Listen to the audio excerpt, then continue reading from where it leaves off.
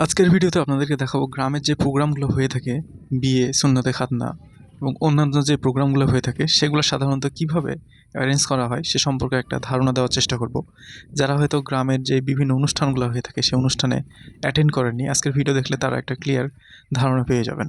শহরের কোনো programme arrange করা হলে সাধারণত সেগুলা কমিউনিটি সেন্টারে অ্যারেঞ্জ করা হয়ে থাকে, মানে টোটালি একটা বদ্ধ একটা পরিবেশের মধ্যে প্রোগ্রামগুলো অ্যারেঞ্জ করা হয়ে থাকে। যদিও বদ্ধ পরিবেশ হলে সেখানে আর্টিফিশিয়াল যে সৌন্দর্য সেটা কিন্তু অনেক বেশি সুন্দর হয়ে থাকে। গ্রামের প্রোগ্রামগুলো কিন্তু টোটালি ডিফারেন্ট। গ্রামের প্রোগ্রামগুলো সাধারণত খোলামেলা পরিবেশে হয়ে থাকে, অর্থাৎ ফাঁকা কোনো একটা জায়গাতে সেখানে স্টেজ করে সেখানে কিন্তু প্রোগ্রামগুলো অ্যারেঞ্জ করা হয়ে থাকে। অ্যান্ড দেখতেই পাচ্ছেন যে এখানে রান্নাবান্নার কাজ চলছে। মাটি খুঁড়ে এভাবে সাধারণত চুলা তৈরি করা হয় এবং গ্রামের মানুষ যেহেতু একটা সমাজবদ্ধ পরিবেশে বসবাস করে, এই সমাজবদ্ধভাবে বসবাস করার কারণে কিন্তু বাইরে থেকে কোনো ধরনের রাঁধুনি নিয়ে আসতে হয় না। সমাজের মানুষজন রান্না থেকে শুরু করে খাবার দাবার পরিবেশন সকল কাজে কিন্তু হেল্প করে থাকে। সেজন্য বাইরে থেকে কোনো মানুষ ভাড়া করার সাধারণত প্রয়োজন হয় না। কিন্তু যদি অনেক বড় প্রোগ্রাম হয়, দেখা যাচ্ছে বাইরে থেকে অনেক বেশি গেস্ট আসবে, সেক্ষেত্রে কোনো ফ্যামিলি আছে যারা কি করে, তারা সাধারণত বাইরে থেকে বাবুর্চি ভাড়া করে এছাড়াও নিয়ে গরু আসে। জবাই, খাসি জবাই এগুলো যদি দেওয়া হয়, গ্রামের মানুষই সাধারণত সাহায্য করে এগুলো কাটাকুটি করার জন্য। বাট অনেক বিশাল বড় প্রোগ্রাম হলে সেক্ষেত্রে দেখা যাচ্ছে বাইরে থেকে কসাই নিয়ে আসার প্রয়োজন পড়ে। বাট শহরের জীবনে এগুলো কিন্তু কল্পনাই করা যায় না যে আত্মীয়স্বজন এসে এই ধরনের হেল্প গুলো করবে। সাধারণত শহরের মানুষরা এই ধরনের হেল্প গুলা বা শহরের মানুষ কিন্তু নিজেরাই নিজেদের কাজগুলা সাধারণত করতে চায় না। তারা সবসময় চেষ্টা করে বাইরে থেকে লোক হায়ার করে এই ধরনের কাজগুলা সম্পন্ন করার। এই ধরনের কাজগুলো করার ক্ষেত্রে নিজেদের কাজ নিজেরা করার মধ্যে কিন্তু অন্যরকম একটা মজা আছে। বিশেষ করে যারা গ্রামের বিয়েতে বা বিভিন্ন প্রোগ্রামে এই ধরনের কাজগুলা করেছেন তারা জানেন। সবাই নিজ আত্মীয়ের মধ্যে খাওয়া-দাওয়া, তাদেরকে খাবার পরিবেশন করে দেওয়া। এই কাজগুলার মধ্যে না অন্যরকম একটা আনন্দ কিন্তু খুঁজে পাওয়া যায়। গ্রামের যারা সাধারণত বয়োজ্যেষ্ঠ থাকে তারা রান্নার কাজগুলাতে অনেক বেশি হেল্প করে। তাদের হাতের রান্নাটা কিন্তু খুবই সুন্দর, খুবই ডেলিসিয়াস, খুবই সুস্বাদু।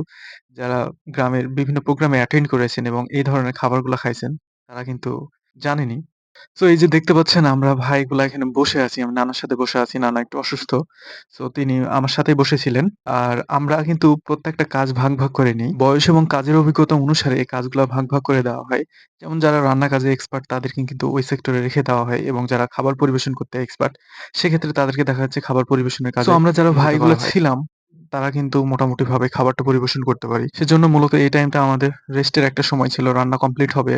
আত্মীয়স্বজন আসবে যখন খাবার পরিবেশন শুরু হবে তখন কিন্তু আমাদের কাজটা স্টার্ট হবে। গ্রামের প্রোগ্রামগুলোতেও কিন্তু বিভিন্ন ধরনের খাবারগুলাই রান্না করা হয়। শহরে যেমন বিভিন্ন ধরনের খাবারের আইটেম থাকে, গ্রামেও ঠিক সেরকম থাকে। খুব বেশি বড় প্রোগ্রাম হলে বিভিন্ন ধরনের আইটেম ইনক্লুড করা হয় বা এড করা হয়। আর ছোটখাটো প্রোগ্রামগুলো হলে সাধারণত আইটেমের পরিমাণটাও কিছু পরিমাণ কম থাকে। তবে গ্রামের প্রোগ্রামের যে ডাল এবং মাংস দিয়ে যে ডালটা রান্না করা হয়, এটা সবথেকে আমার কাছে কেন জানি বেশি ডেলিসিয়াস মনে হয়।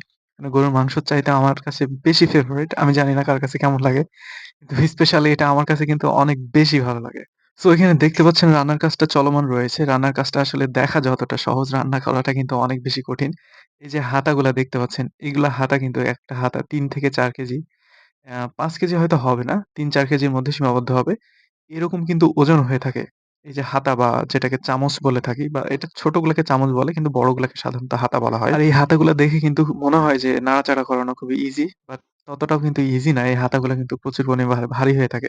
আমি জাস্ট কয়েকবার রান্নাতে হেল্প করেছি। আমি কিন্তু এটা জানি। আর এখানে দেখতে পাচ্ছেন কয়েকটা হাঁড়ি কিন্তু সারি করে রেখে দেওয়া হয়েছে। এখানে কিন্তু অলরেডি এগুলো রান্না করা হয়ে গেছে। ভাত এবং ডাল অলরেডি রান্না হয়ে গেছে। এখন আরেকটা হাঁড়িতে বসানো হইছে ভাত এবং আরেকটা হাঁড়িতে বসানো হইছে মাংস। যারা এই রান্নার কাজে দায়িত্বে থাকে তারা কিন্তু অনেক বেশি এক্সপার্ট হয়ে থাকে। তাদের হাতের রান্না জানি না কেন অনেক বেশি ডেলিসিয়াস হয়ে থাকে। মানে এত বেশি ডেলিসিয়াস যেটা না খেলে আসলে আপনাদেরকে বোঝানো যাবে না। মানে এই বিভিন্ন প্রোগ্রামগুলা যে হয়ে থাকে এই প্রোগ্রামগুলার রান্নাগুলা কেন জানি বেশি স্পেশাল হয়। বাসাবাড়িতে সাধারণত রান্না করলে এই ধরনের স্পেশাল হয় না। তো এই ছিল গ্রামের একটা প্রোগ্রামের খন্ডাংশ। নেক্সট